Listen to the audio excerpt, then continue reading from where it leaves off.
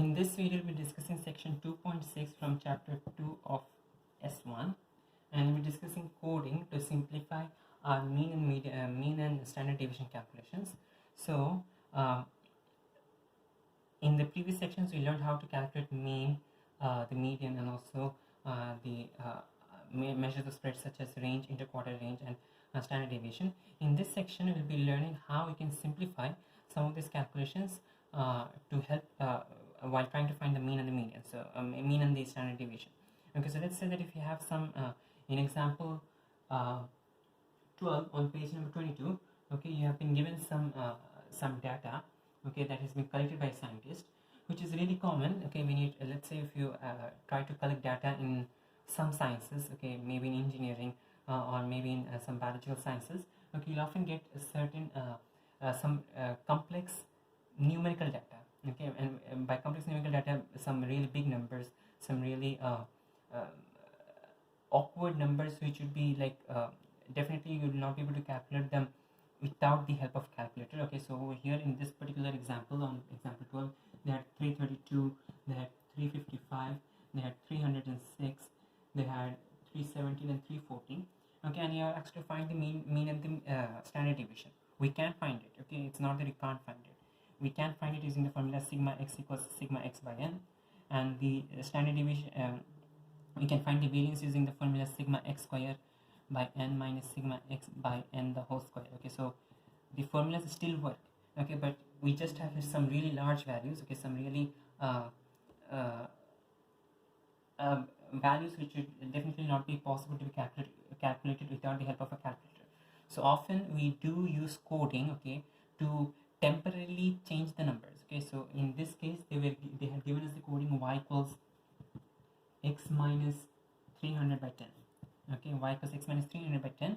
Okay, so by using those numbers, okay, we can reduce the we can make the numbers over here for calculation simpler. So 32 becomes 3.2. okay, this becomes 5.5. okay, we have 0.6, we have 1.7, which are 4.0. okay.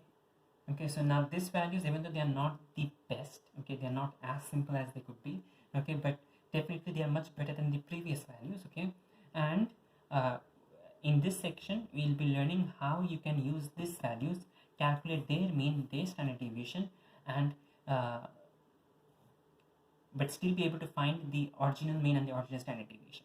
Okay, so in general, let's say if you use the formula y is equal to x minus a by b, okay, y equals x minus a by b. In other words, okay, if you're using y equals x minus a by b, in other words, you're doing a translation of a and a compression or a stretch of factor b. Okay, so let's say that you had your data somewhere.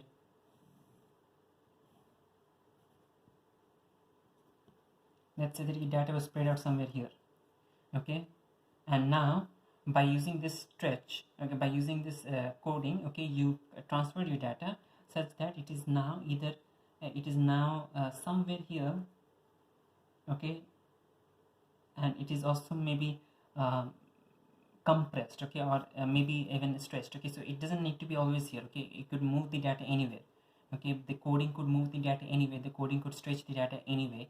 Okay, so let's say that in this case, in this example, okay, we move the data 300 units.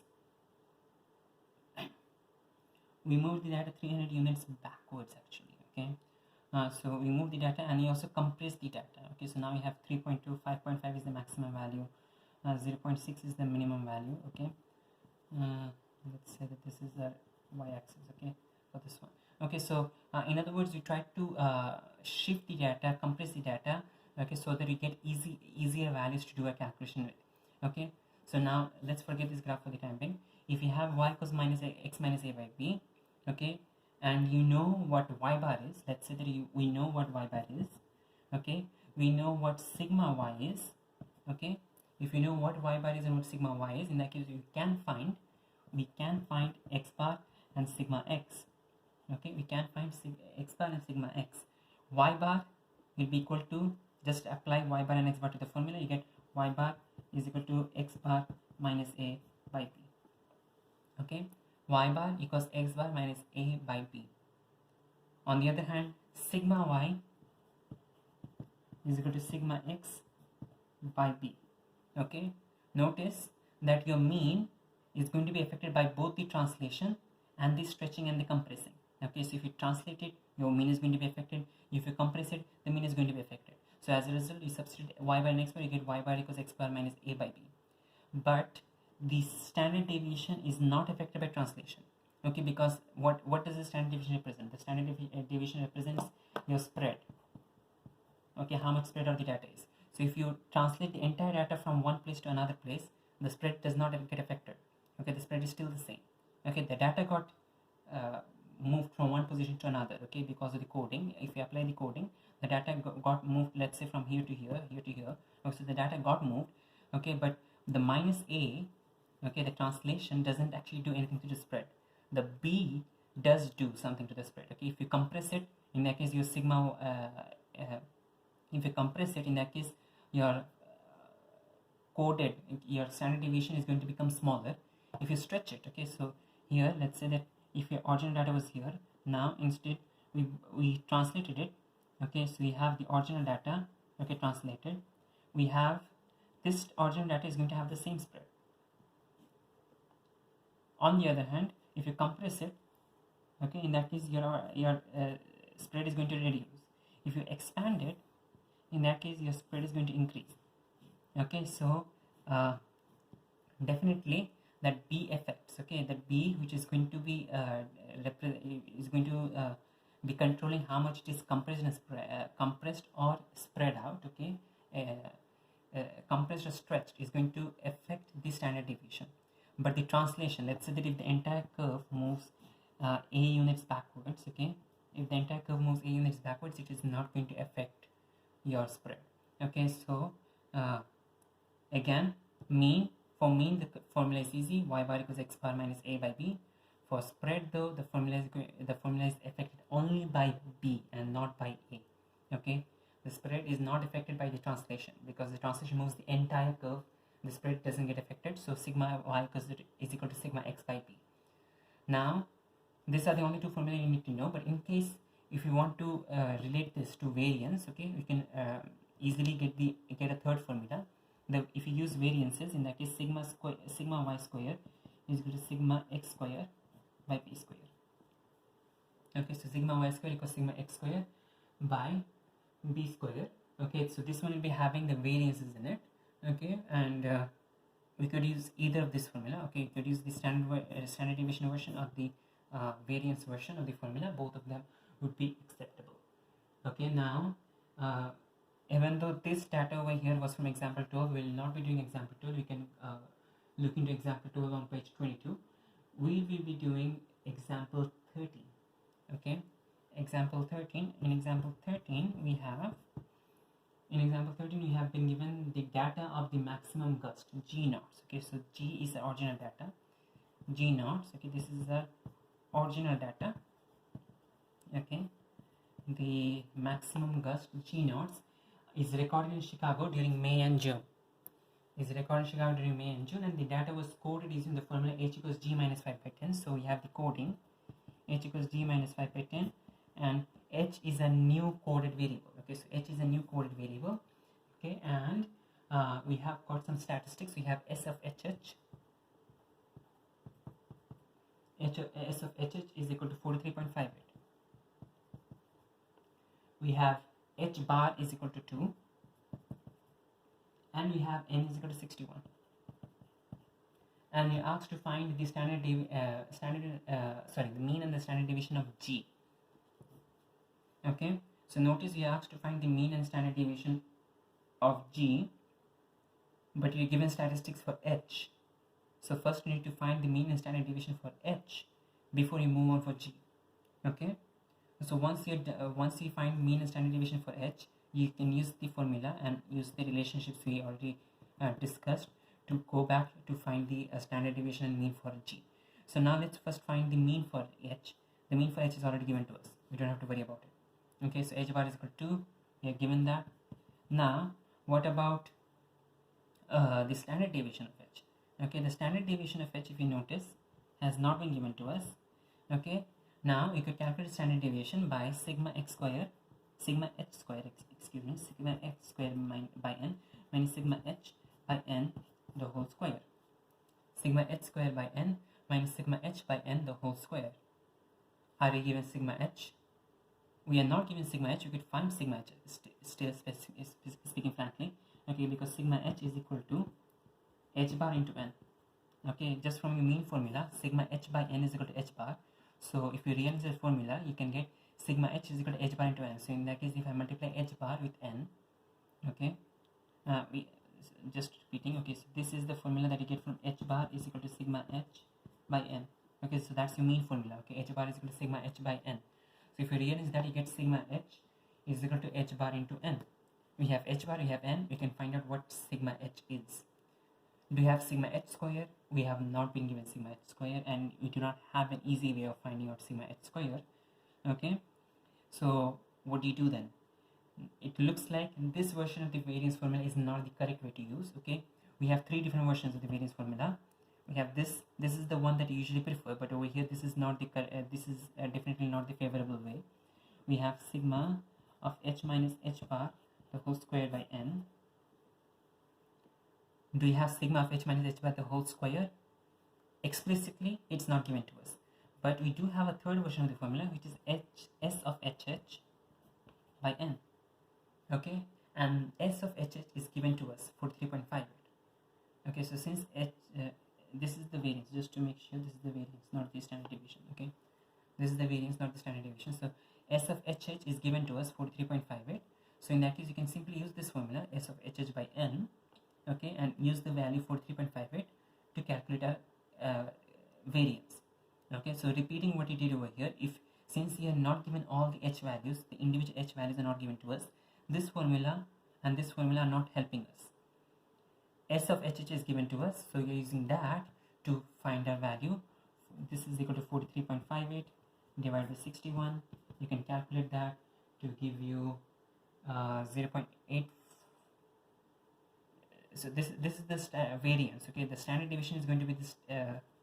Standard deviation is going to be the square root of this. So sigma h is equal to square root of 43.58 by 81. Use the calculator. Be careful that this is the variance. The standard deviation is the square root of that. This is going to be equal to 0.845. I'm just copying it down from the question. You need to use the calculator to find the answer. All right. Now, so we have the mean. We have the standard deviation for h. We have the formula for the coding. We can find out the mean and the standard deviation for g. Okay, so substitute h bar and g bar into the formula. You get h bar is equal to g bar minus 5 by 10. Okay, h bar is equal to 2, therefore 2 is equal to g bar minus 5 by 10. Rearrange, you get g bar is equal to 25. 25. Make sure that you know you write down the units. G bar is in knots, so therefore this is in g is in knots, therefore g bar is equal to 25 knots.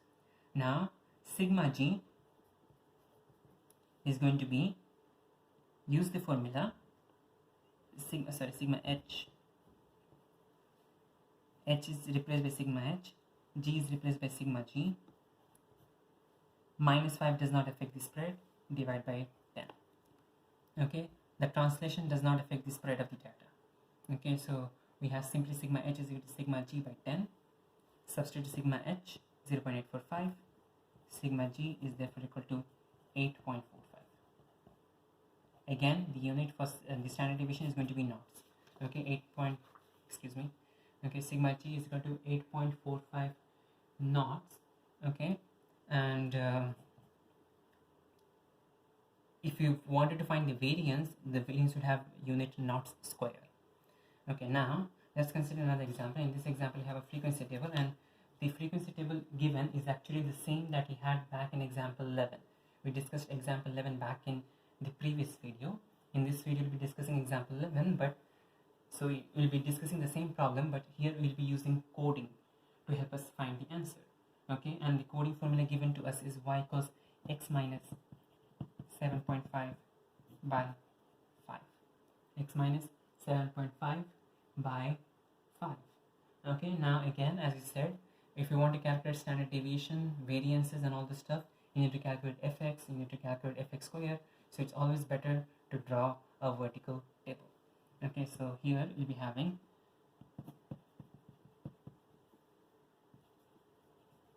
length of telephone calls T in minutes. We have the frequency. We have the midpoint X.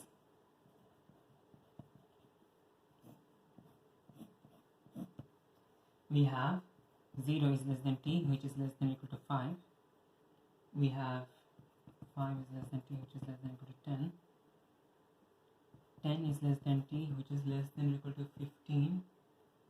15 is less than T, which is less than or equal to 20. 20 is less than T, which is less than or equal to 25. That's not correct. 20 is less than T, which is less than or equal to 60. And 60 is less than T, which is less than or equal to 70. Frequencies given are 4, 15, 5, 2, 0, 1. Alright, so the table is copied down. We need to calculate now. Okay, we are given y plus x minus 7.5 by 5. We need to first calculate the mean and the standard deviation for y, and then calculate the mean and the standard deviation for x. Just to make sure the length over here t is actually x. Okay, so this is the x. Okay, so we need to find the mean and the standard deviation for the time. Okay, now notice that you have the coding formula given to you. Okay, we could apply the coding formula to the entire thing. We could apply coding formula to 0, you could apply coding formula to 5, you could apply coding formula to 5, 10, 10, 15, 15, 20, 20, 60, 60, 70, and then find out the midpoint y. Okay, then find out the midpoint y. Okay, then calculate your fy, and then calculate your fy square. Okay, so you could calculate all the class boundaries. Okay, convert all the x class boundaries to y class boundaries, and then find the midpoint, and then find fy and fy square. But the thing is, okay, there is an easier way to do this, and that is by simply using x midpoint. Okay, and if you simply use the x midpoint, you just have to do one calculation for each of this. Okay, you don't have to do the entire thing. Okay, because we just need to calculate fy, and fy needs the midpoint. It doesn't need the entire class. Okay, when you calculate fy, you're multiplying f with the midpoint for y. Okay, and so if we can simply get the midpoint for y from x midpoint, in that case you don't have to convert the entire thing. Okay, both the class boundaries, both the class boundaries, you don't need to convert them into y. Okay, to continue with a calculation, you can simply use the midpoint for x to find the midpoint for y, and that is going to reduce that time that you need to that you will be using that will be taking to solve this problem. So let's find the midpoint for x. Notice that there are no gaps in this continuous data ranges. Okay, so the midpoint is going to be simple. 0, 5 is going to be 2.5. We have 7.5.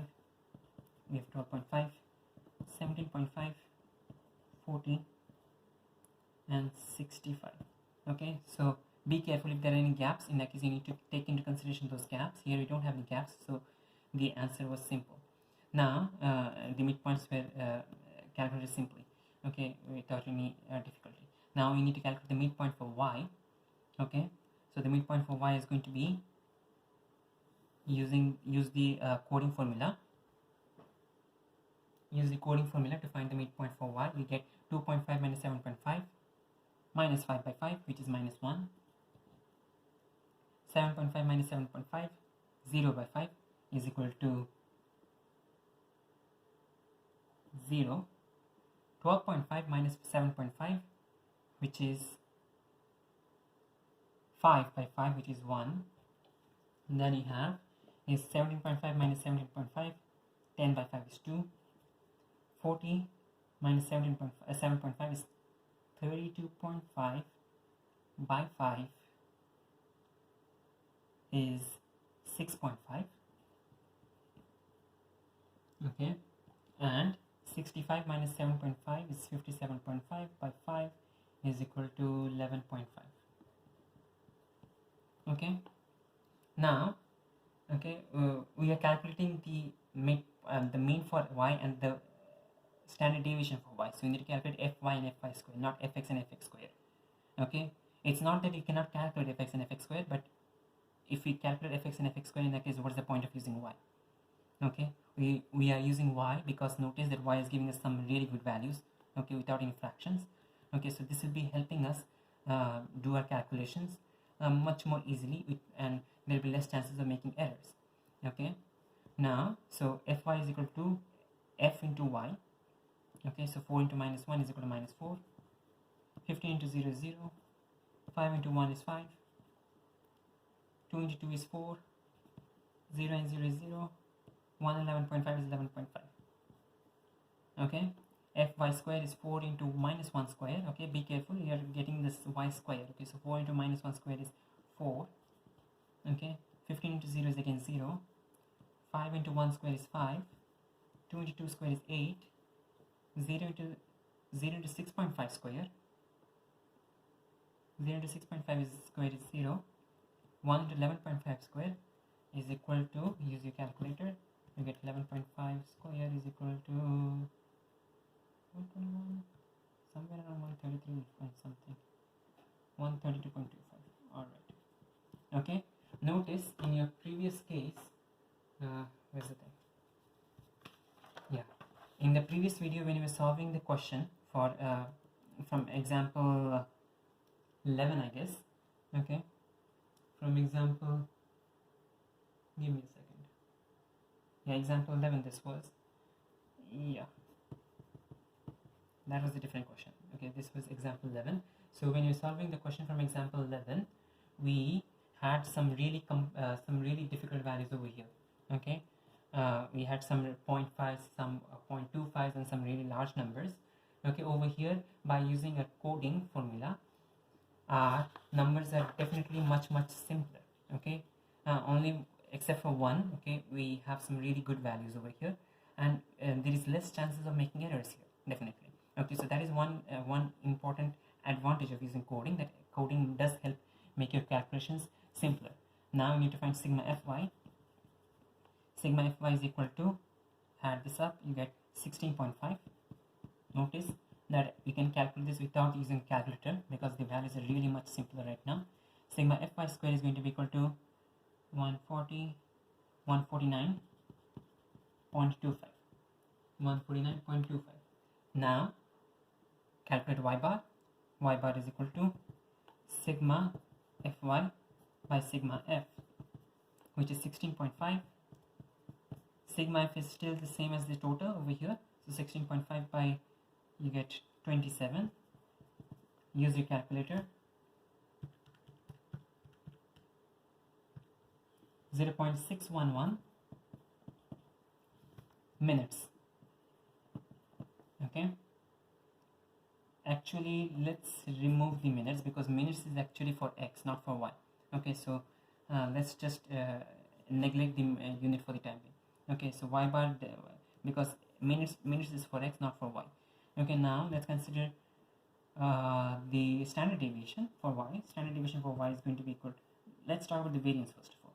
Okay, the variance for y is going to be sigma fy square by sigma f minus sigma fy divided by sigma f the whole square, which is equal to sigma fy square is 149.25 divided by 27 minus 16.5 divided by 27 the whole square. Okay, use your calculator, you get 149.25 divided by 27 minus 16.5 divided by 27 square, and that is equal to 5.154. So notice this is the variance. We need to find the standard deviation. Standard deviation is going to be simply the square root of this number. Use your calculator again. Root of the answer is going to be 2.270. Alright, now our question is actually to find out the mean and the standard deviation. So the mean for x is going to be, apply the insert y bar and x bar into the formula, you get y bar is equal to x bar minus 7.5 by 5. Okay, so substitute 0.611, calculate x bar is equal to 0.611 into 5 plus 7.5. which is 10.56 minutes. This one does have this one does have the correct minute. The other one we couldn't say the minutes, the units. Over here we can say that because x bar is from x, so in that case the units are going to be the same. Now talking about this standard deviation, we have sigma y is equal to sigma x by 5. Okay, notice that the spread is affected only by the compression and the stretch factor. Okay, so by 5 that is going to be affected, but the translation minus 7.5 is not going to affect the stretch and the spread of the data. So sigma y is equal to sigma x by 5, therefore sigma x is equal to 2.270 into 5, which is equal to 11.35. Again the unit is going to be minutes for this one. Okay, for y you could not specify the minutes because it was not x exactly, it was a coded version of x. Okay, but for x bar we can specify the units. For sigma x also you can specify the units, 11.35. Notice that 11.35 is going to be the same answer that we got in the previous video when we were solving for the standard deviation.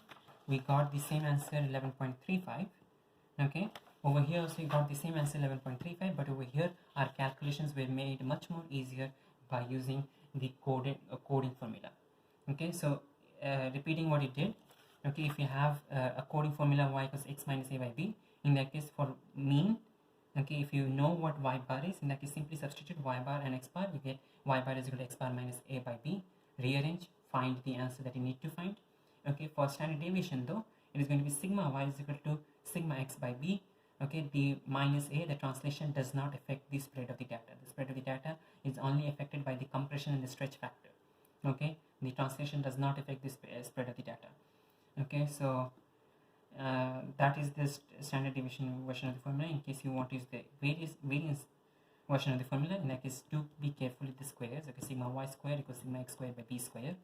Okay, but I think it's better to just stick with the standard deviation formula so that you don't make any errors with the squares involved for the variance.